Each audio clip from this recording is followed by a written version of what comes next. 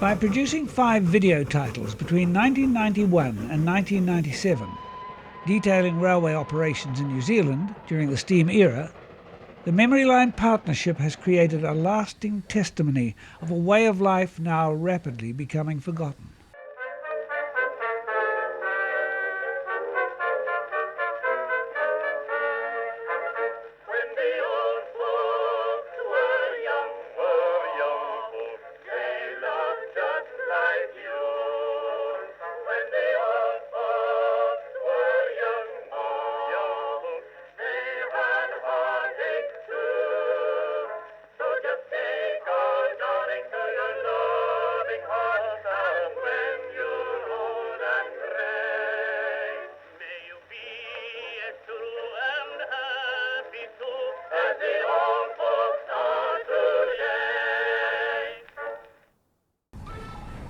The 3 filmmakers, each of whom has worked in the film industry for over 30 years, got together after they had left their jobs at the National Film Unit. The 3 partners tell of their lives at the film unit and their subsequent experiences in the New Zealand film industry. I joined the National Film Unit in 1962 at the age of 18 and had some very enjoyable years there. In those days were virtually given free rein to do what we wanted. We could suggest film ideas. We always had to do other productions that we were commissioned to make, etc. But in the time I was there, some of the most interesting work that I did was a film on the Remutaka Incline, which actually led ultimately to the establishment of Memory Line Productions 22 years later. Another great experience was making the 3-screen film for Expo 70, this is New Zealand, that I did. And as a partnership, writing it with and editing with Dave Jordan, and I was the principal director, the 2 other directors, and Kit Rollings was doing the soundtrack. This is New Zealand made such an impact at Expo 70 in Osaka, Japan. It was decided as an experiment they'd exhibit it to New Zealand audience. Well, the cinemas had to be specially converted to take the 3 projectors and the triple-track stereo sound system, which was pretty unusual for those days, and it was set up in major venues in Wellington, Christchurch, Auckland and Dunedin, and people flocked to it. In fact, I think over 500,000 people saw it, which at the time was something like 1/5 of the population. In 1984 I could see that things were not working well at Avalon, and I finally resigned after 22 years of being there, and I went out and set up my own production company. I was in Auckland.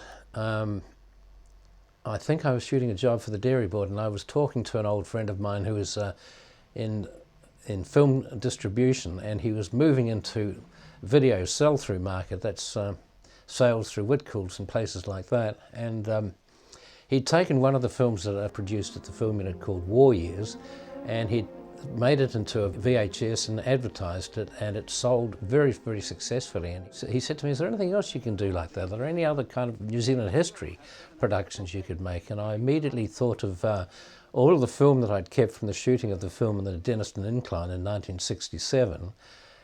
And I also thought of David and his interest and knowledge of rail history, and I thought of Kit and his abilities with stereo soundtracks. So I approached them and I said, let's see if we can make some of these for the sell-through market.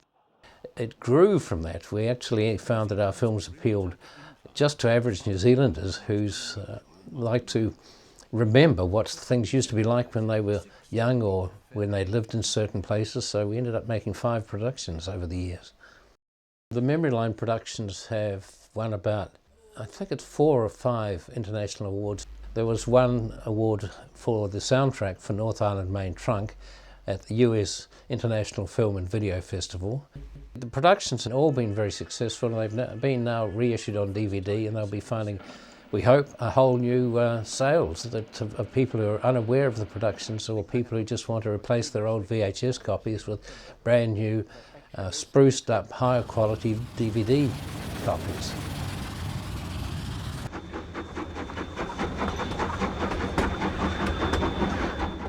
I began in the film industry in 1965 at the National Film Unit and worked right through all facets of recording sound on location, sound editing in the studio, and sound mixing, and even to transferring the final sound mix to optical negative for matching with the picture.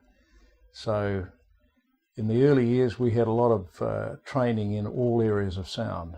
I left the film unit after 20 years. I resigned as sound director and took up a career in freelance sound work, mainly sound editing and some recording, but mainly sound editing.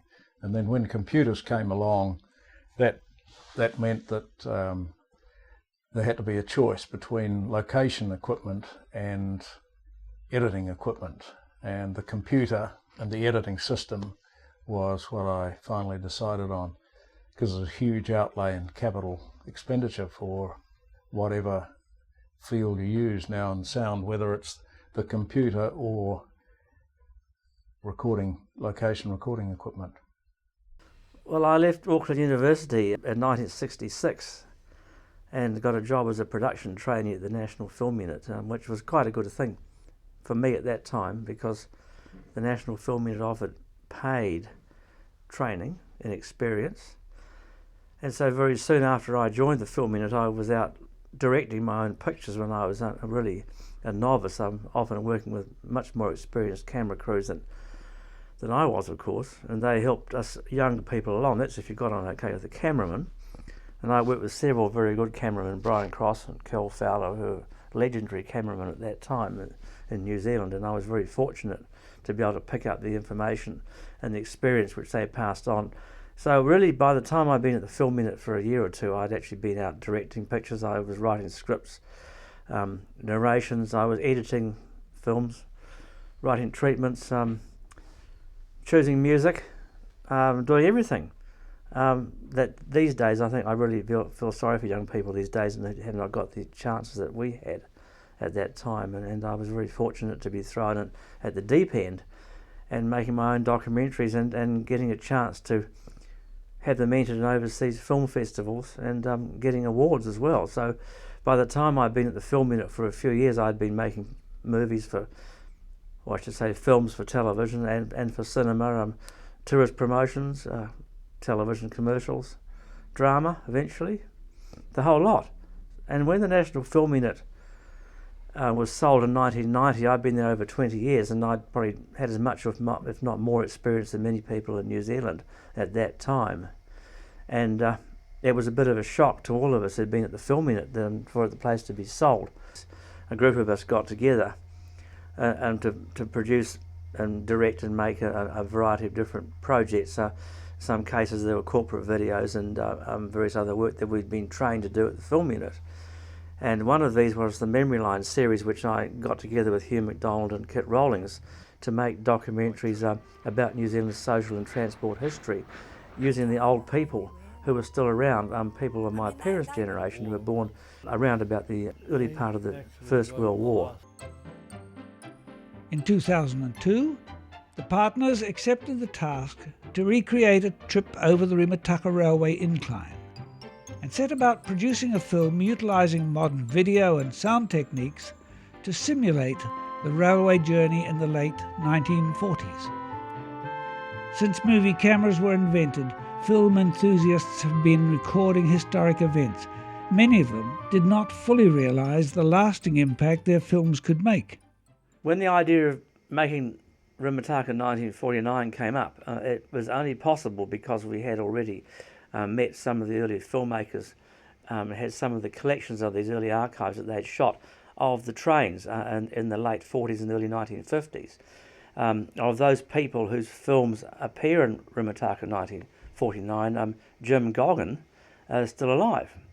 And some of that footage of his is some of the best material that was ever shot on the Remutaka Incline. He went to the Remutaka Incline with Joyce Galbraith and a few others, and he had a good 16mm camera and colour film. Not that the colour's relevant, because we haven't used colour in this movie. We've intentionally desaturated everything to make it look like old black and white movies. But Jim Goggin's footage is in there, and it is crucial and fundamental to some of the special effects that we have in the movie. Of the other people When I was a kid, I met Dawson Wilkinson, who is somewhat older than I am. He was an accountant at the time. He went to the Remutaka Incline in the last months and filmed the trains on the incline. And his photography was a very high standard as well. He also shot 16mm colour using a Bolex camera, which shot very good images, as good images as you'll get on any movie camera today. I think probably another person worth noting is Joyce Galbraith.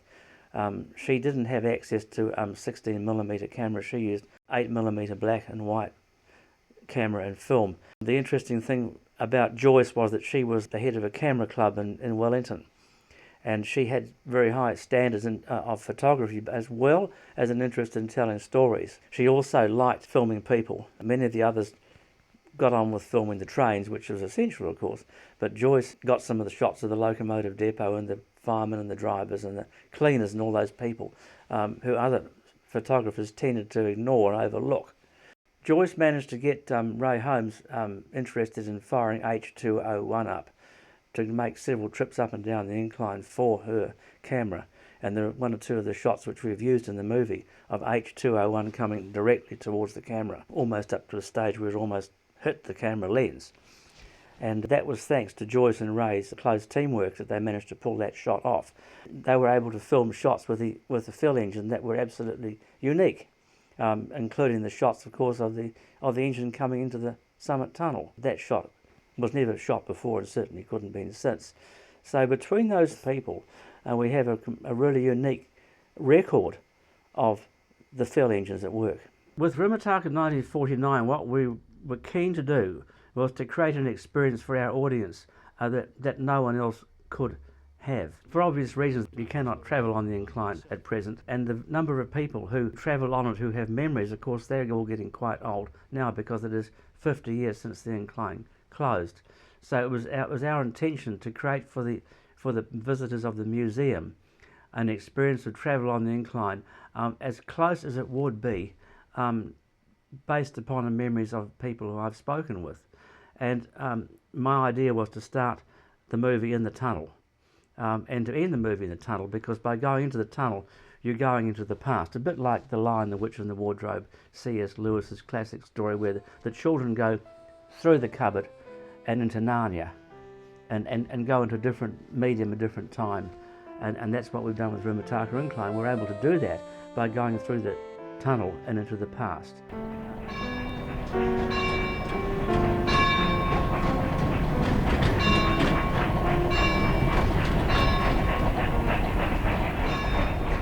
That bell goes back to very early times on the Remutaka Incline, and it's tripped in the darkness by the passing wheels so that train crews know exactly when they've come off the incline onto more level track.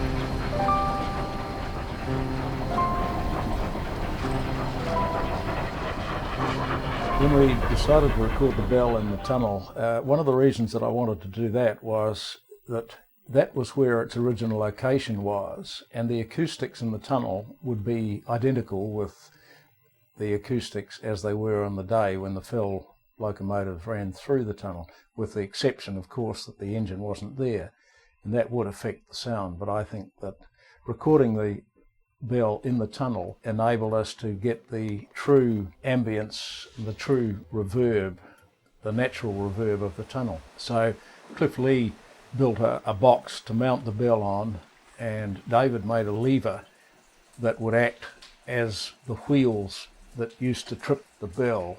And when we set it up in the tunnel, Graham Jupp knew exactly where the location used to be, so we put the bell in exactly the same location. David Sims got himself into the rhythm of an engine and pretended he was the engine triggering the bell on as each wheel went over, and he actually knew the length of time that each bogie would travel. So he pretended to be the engine. He rang the bell, and so we got some really unique recordings of the old bell back in the tunnel. Well, the Rimutaka Incline film was quite difficult because we had to start with no sound whatsoever for the original pictures. There was, however, an early quarter-inch tape recording and an early acetate disc recording, which I was able to get a copy of, and transfer those into the computer, edit them and work on them and process them, take out clicks and as much noise as possible, and then record modern day, well, restored steam engines, record the sound from those and use some of the chuffs to make up a simulated fill engine sound. And David Sims provided the information about which chuffs of which engine would be suitable, and the decision was that a JA would be close enough for the outside engine and a WW for the inside engine. And so we took some of the chuffs of the JA, looped them, and some of the chuffs of the WW, and after measuring the difference in the diameter of the driving wheels, we worked out that the inside wheels were 85% of the outside ones, and so we were able to make up a repetitive loop that went over and over at the same speed.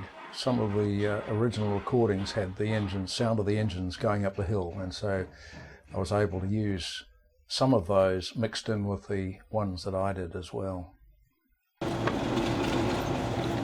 Kit required additional genuine railway sounds, and he chose to record them at the Silver Stream Railway, aboard a vintage wooden carriage and guards van. I'm just setting up to record the interior of the carriage. Once we get rolling with the diesel train up front, but there should be enough carriage noise from here, hopefully.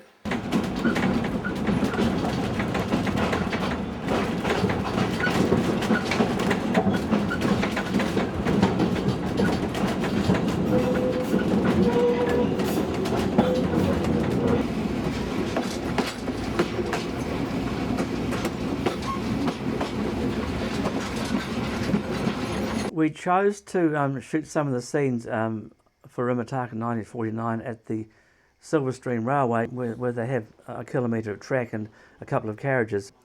We needed to film the human interest part, which was not covered by the original cinema photographers, who were, apart from Joyce, shot a lot of train shots and locomotive crews, but very few people ever shot any of the human interest of people on the Remutaka Incline. When I was a kid, they used to have these seats down in the South Island, and we used to travel from there, from Christchurch down to these seats. We've heard many tales of passengers and getting their hats blown off and getting their face full of soot and cinders and this and that. And there are many tales about the Remutaka Incline, but very few shots of the people themselves travelling on the trains, because the people who took the pictures were dedicated to get the trains themselves while they were still around. And no one took much of interest in the Remutaka Incline until the last months, and all of a sudden there was a great rush to take train pictures, but not people pictures. So we needed to recreate some of those scenes to go in the carriages. And I guess that what we did, we shot with new cameras, modern DV cameras on videotape, digitally enhanced subsequently in post-production.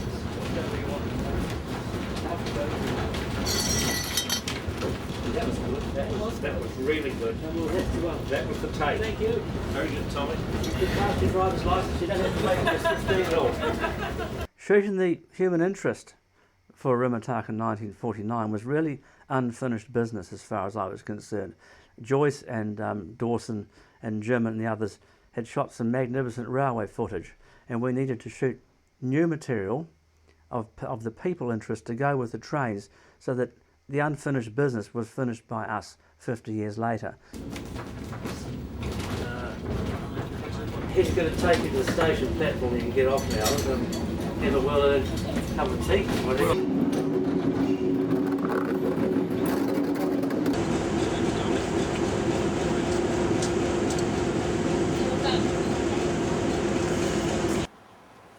Okay, now just a minute, hang on. Our intention, of course, was when we finished making the movie, was to put everything together, the old films and the new material, to make it look as if it was all shot in the 1940s. So what we did was we actually imported some special film effects and filters on the internet, downloaded onto my Apple Mac G5, which we used to edit the movie with Final Cut Pro 4.5, so that we could degenerate the modern digital images with human interest, with scratches and whatever have you. Not that there were bad scratches on the old movies, but anyway, we had to make the old movies and the modern movie look like an old movie. And so with digitally enhanced effects, we were able to shoot the new material and edit it with the old material, which was retransferred onto a 16 by 9 format, to make it look as if everything had been shot 50 years ago. On our way down, we're going to drop 869 feet in just 3 miles.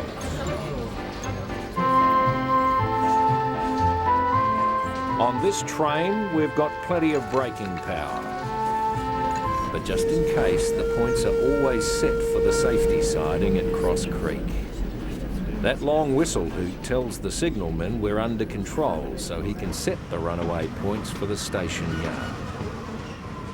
We had a great day of filming reconstructions on the Silverstream Railway because the railway carriages were exactly of the period and the people were in period costume.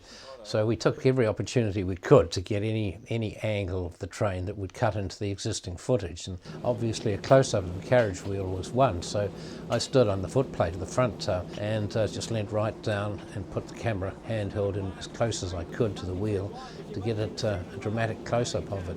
Kit recorded the stereo sound, and that shot appears in the film just before the train enters the top of the tunnel at Summit. When you hear the bell, the incline starts. It's near the far end of Summit Tunnel. We also filmed in the guards van. We had a lot of props. We'd borrowed from a friend, John Bell, who has a movie cinema and it's a movie museum, and he also has various props and things. So we were able to make it look exactly as it would have looked in the year in which the story is placed. That's 1949. Sometimes the shots were taken when the train was actually stationary, so it wasn't moving, so I would be sort of hand holding the camera and just rocking around to simulate motion. And other times the train was going up and down the track, repeatedly backwards and forwards over 1 kilometre of track. We carry anything from homing pigeons to coffins. To date, 3 royal parties have been up the incline, and even the first talking movies in Masterton came over the Rimutakas. David wanted to recreate scenes as they actually happened, particularly at Siberia, where the wind would suddenly come upon them with unexpected force. It would tear their hats off their heads, and that would be, many hats would have been lost over the years. So we set this up. We didn't, in fact, the train wasn't moving, so fortunately there was a side track, and the Silverstream Railway people managed to find us a little trolley, which I sat on a chair on, and Kit pushed me along it for the shot. Because the carriage was static and it was on a flat level, I tilted the camera just slightly so I could see the horizon, the line of the carriage roof was on an angle, so it would simulate going up the incline. We tracked one way and the carriage appears to move the other way, whereas in fact the camera is moving and the carriage is perfectly still. Once we got to the exactly opposite Desmond Kelly, the actor who was looking out the window, David, as director, called to cue Graham, who had the hat attached to an invisible nylon fishing line on the other side of the train.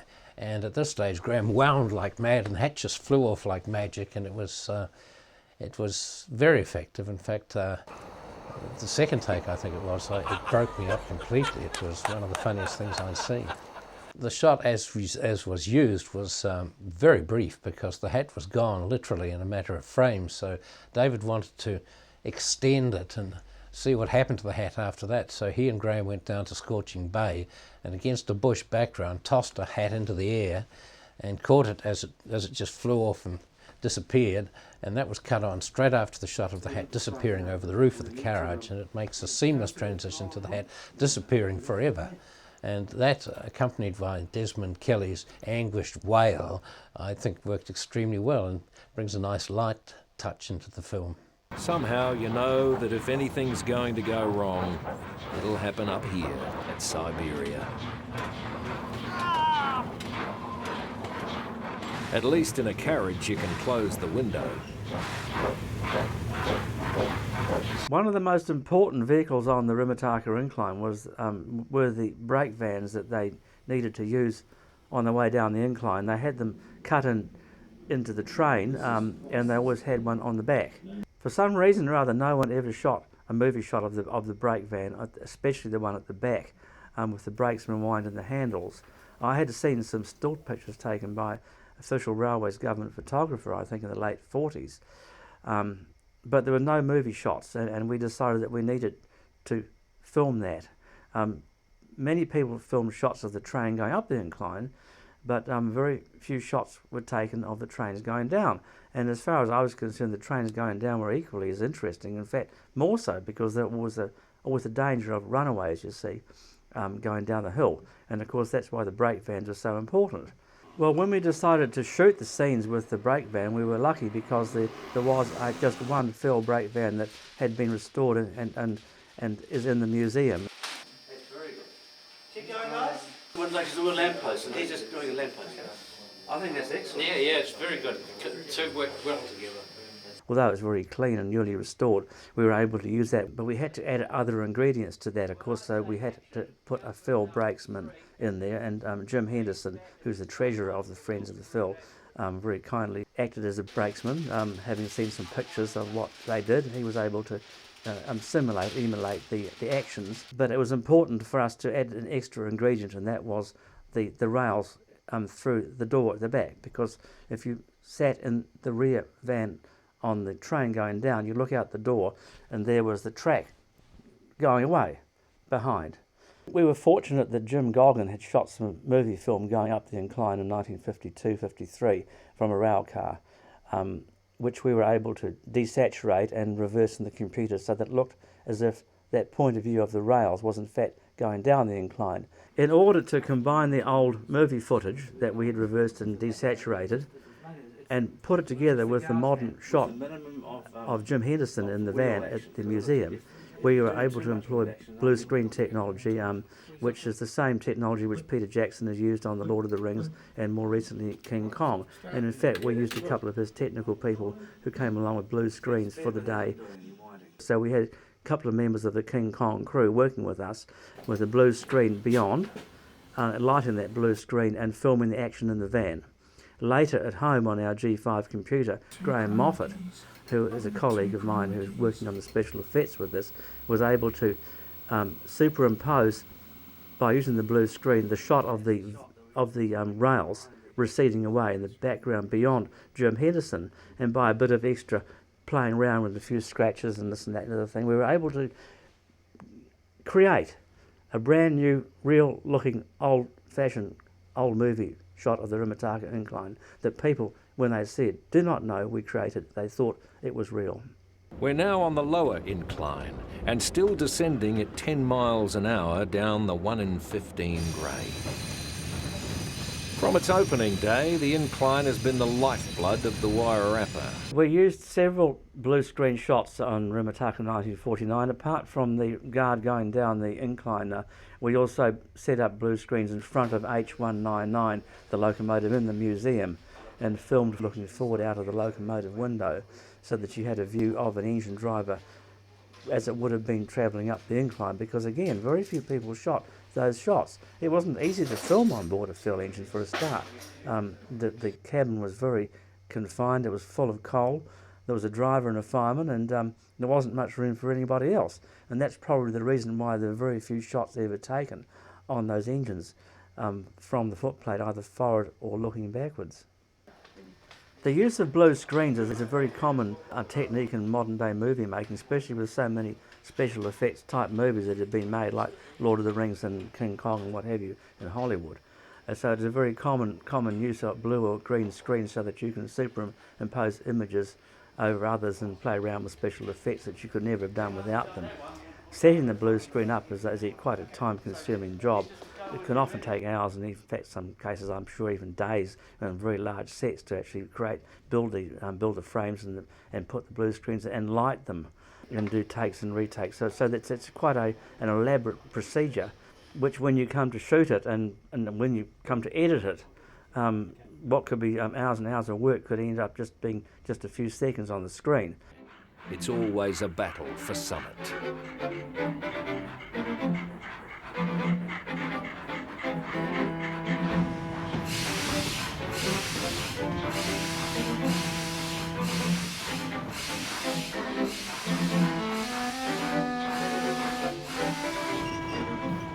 Some live scenes detailing aspects of the Rimutaka Railway could not be reproduced, as the only material available was still photographs. To maintain the atmosphere from surrounding scenes, it was decided to add motion elements to the stills to make them appear as movie shots.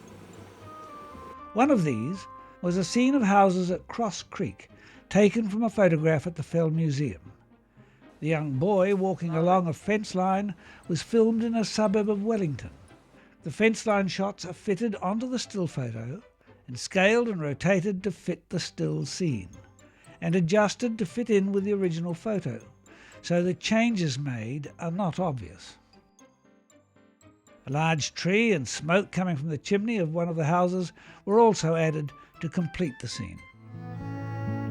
We have no shops or streets, just a rough cinder track for cycles and prams. When I presented the concept for the Remutaka 1949 to the museum people a few years ago now, before they started fundraising for it, I was always convinced that the story would need to be told by somebody who lived and worked on the incline. You would never see the person, but it would be a voice who would speak for the community of people who lived along the incline and operated the incline. That bell goes back to early times on the Rimutaka Incline, and it's tripped the darkness. Get rid of the darkness and move that later. Train crews know exactly when they've climbed off the incline into level track before arriving at summit. Yeah, that fits better. That bell goes back to very early times on the Rimutaka Incline, and it's tripped in the darkness by the passing wheels so that train crews know exactly when they've climbed off the incline onto the level track before arriving at summit. When I was writing the narration for Remutaka 1949, I was quite keen to find a voice that would read it. So when I was writing it, I needed to have that voice in my mind, so that when I wrote the words, I could imagine a particular person reading those words so that it would help me write it. And we chose Phil Darkins. He's quite a well-known Wellington radio voice, and he also is quite a good commercial voice. He has very good diction, and he's very good at starting voices and taking things on, and he works quite hard at things. And I needed someone with a commitment to it. And of course, Phil also happens to like trains, which was a good thing for the movie. So Phil and I had a couple of sessions on the script. I ran him some Radio New Zealand recordings that were made in the 1950s, where a number of very old men who had served on the Rimutaka Incline back as late as the 1890s and early 1900s, when those men met together at Cross Creek, and they had this sort of post-colonial, which I call post-colonial New Zealand male accent that I was looking for. Most of the sound effects is finished now. You start off in the movie when you're in the summit tunnel, and the lights go down and you're in there, and for 30 seconds you've got the sound of going through the tunnel and the bell going past you and going behind you and then bursting out into the yard. So that sort of thing, that's the experience they're going to get, and that's what they get at the end. So you're kind of going into the movie and out of the movie by the summit tunnel. I'm going to be a guy who worked on the Rimutaka Railroad, or railway, or the incline. I don't know how old he is, but he's a guy who's passionate about it, and he's going to be pretty sorry that it's closing down. Yeah, well, that's what I've been singing U2 songs all the way here, screaming at the top of my voice. I was just thinking we're going to try it on the mic just to get a different sound, but then I'm ready. A little bit higher. I'm only getting one. Yeah, we're going to do pickups later on. What's wrong with pickups at the end? Okay. As long as you know what the tune number is, whatever it is. Yeah, have you got right. facility for me? I know all the words upside down. And it's tripped in the darkness by the passing wheels so that train crews know exactly when they've come off the incline onto more level track before arriving at summit. Here we're going to take a look around before catching a ride down the incline on the next train. Summit's listed as a halt for train running purposes. You're right, I think we'll go for that. We can always dull it down a bit, can't we? It's best to have more tops and something than taken down rather than having something you've got to brighten up, I think. We had to mix this video at Peter Jackson's Park Road Post studios because it required a 5.1 surround sound stereo mix, and I'm not equipped to do that. Very few studios are. Peter Jackson's facility at Park Road is at the moment best film mixing studio in the world.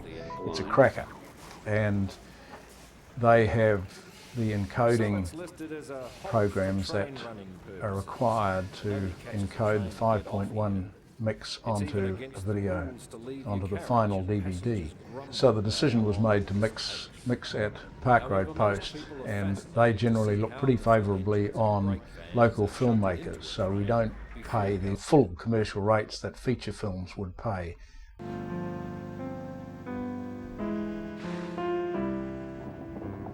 This must be the smallest, most talked about station in the world, where just a handful of railway families live and a few sidings where engines are changed and brake vans added for the Remutaka Incline. I just have a small hard drive and it all fitted on that. I just took it out to Park Road Post, we plugged it in and used their mixing console, which has just over 200 individual mixing channels. It's completely automated, so whatever action you do on a fader, it memorises and repeats it. The only disadvantage with mixing at Park Road Post is that you know that is the best you'll ever hear it, and there's no facility that will ever reproduce it exactly as it sounds in there. So it really is a delight to hear everything superb in superb quality.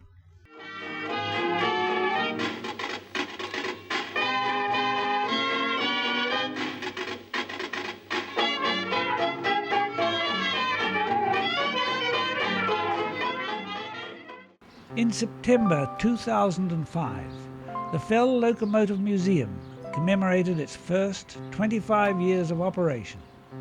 And to celebrate the occasion, the Rimutaka 1949 movie had its first public screening.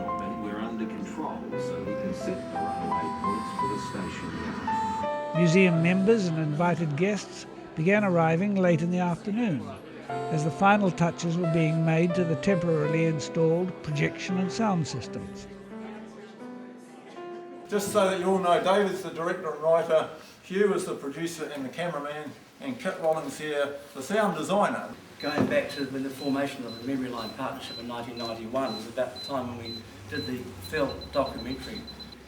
By our resources and the cooperation of the friends of the film, and we've had a very long association with you people over the years, so that while you've been going for 25 years, our association with you people has proven to be successful tonight, because we've at last been able to produce this next movie, and I think that probably without the three of us and you people, this would not have been made possible.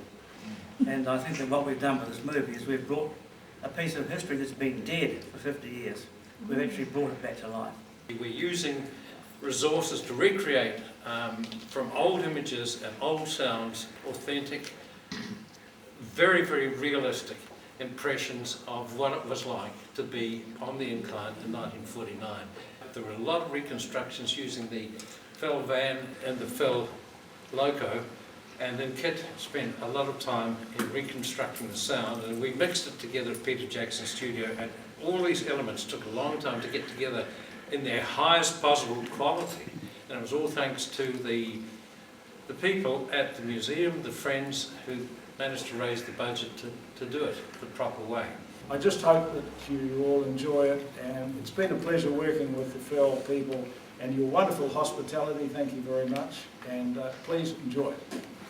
Thank you.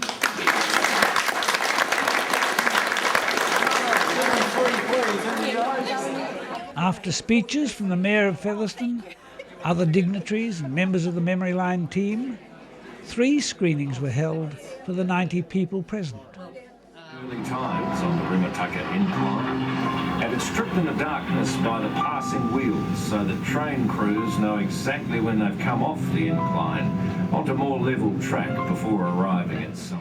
Maybe it's the incline beckoning us back to our pioneering origins, or just the love of a challenge. Whatever you think, another battle for summit has just been won.